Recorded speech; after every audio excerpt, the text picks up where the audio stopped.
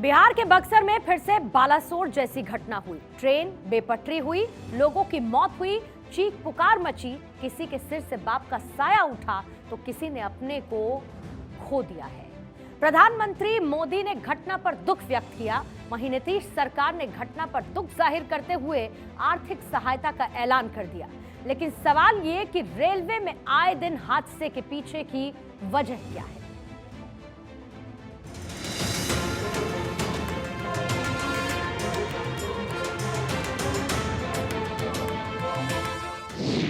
बिहार में बालासोर जैसा ट्रेन हादसा।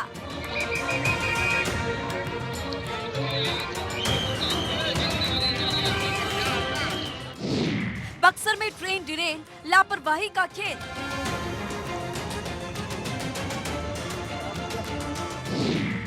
रेलवे ट्रैक में दरार, कौन गुनहगार?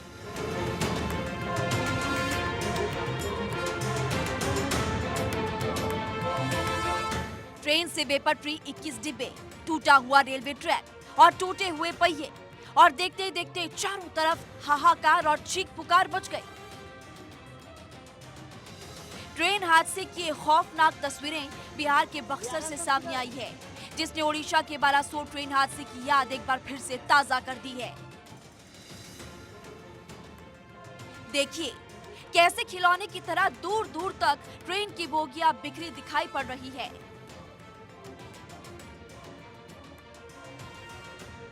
दर्दनाक हादसे के बाद ट्रेन की पलटी बोगियों को बड़ी बड़ी क्रेन और कई जेसीबी की मदद से हटाया जा रहा है और रेस्क्यू ऑपरेशन जारी है। बताया जा रहा है कि बक्सर के रघुनाथपुर स्टेशन पर नॉर्थ ईस्ट एक्सप्रेस ट्रेन पटरी से उतर गई। ये ट्रेन दिल्ली के आनंद विहार स्टेशन से कामाख्या जा रही थी। हादसा रघुनाथपुर स्टेशन पर बुधवार रात करीब 9:53 पर हुआ। इस ट्रेन हादसे में ट्रेन की 21 बोगियां डिरेल हो गयी।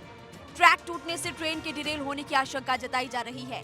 इस हादसे के बाद रेलवे ट्रैक टूट गया और प्लेटफॉर्म डैमेज हो गया और ट्रेन के पहियों को भी नुकसान पहुंचा।